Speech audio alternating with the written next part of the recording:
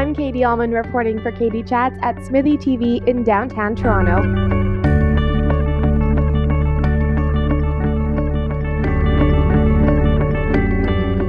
I'm here with filmmaker Saul Pincus. How does it feel to have your feature film, Nocturne, screening at the Canadian Film Festival? Feels great. It's wonderful that we're finally screening in Toronto. We premiered at the Warsaw Film Festival last fall, and we've sort of toured the U.S. a little bit, and now we're coming to Toronto, and I think it's very exciting. It's very exciting to have friends and family and work acquaintances finally get a chance to see the movie. And okay, so the name of the film is Nocturne. Are you up at night? Do you have insomnia? Do you sleep talk? I sleep talk. Do you sleepwalk? Tell me a little bit about you and your relation to this story. My relation to the story is that I don't have any of those issues usually. This is entirely a construct, but it was born of a kind of desperation.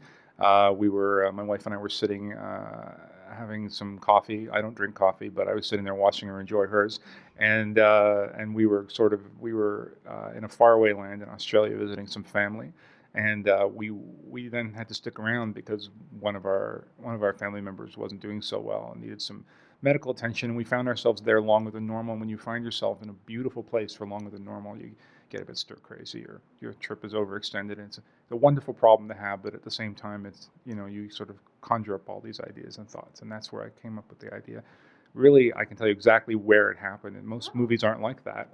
Where did it happen? It happened at the Queen Victoria Building in Sydney, Australia, and on the second floor, right outside a specific cafe, and I was facing north. Okay. So if I go there, I have to go to that exact place and be like, this is where Saul came up with Nocturne. Well, yeah, it's a great place to come up with ideas, I guess. I don't know how many other people have, but yeah. And tell me a little bit about the casting process for this film. Yeah. Mary Cronert walked in the door, and she was Cindy. We had Zamerit Kleiman was the casting person on the film, and she brought in a lot of wonderful people. Some people are the character when they walk in the door. I don't mean to say that Mary is this person in life that she is in Nocturne, but she was very capable of conveying the depth, the layers, the nuances of the character right off the bat. So that was a wonderful situation. With regard to Nicoy Robinson, who plays the sleepwalker, he had training for a film called Blindness for several weeks, where I think he was a featured extra in that film. And so he walked in. He was the only male that we saw of a bunch of people who could convince me that he was sleepwalking. And on top of that, he was a wonderful human being, a great personality. And so, you have to like the person you're trying to help. In a film, you can't fake truth, usually. So that was pretty critical. And the film, you use silences in the film very well. And it has a very unique tone to it. So can you tell me a little bit about how you created the overall feeling in the film, and what made you use all the silences, which is done very well? Thank you. I think what it comes down to is that when I was trying to come up with an idea for a film, in the case this film, I was very specifically trying to come up with something that I could do on a budget, on very little money, very, very little money. I hear ya. Yeah. So welcome to Canada. Right. Or just about any place where you want to make a film and you don't have the support beyond your circle of friends or circle of family. So the idea was really to create something that would harken back to the feeling people got in silent films, but also in film noir, and also sort of to explore the idea of introversion versus extroversion. Silence is a big part of that. Loneliness is a big part of that.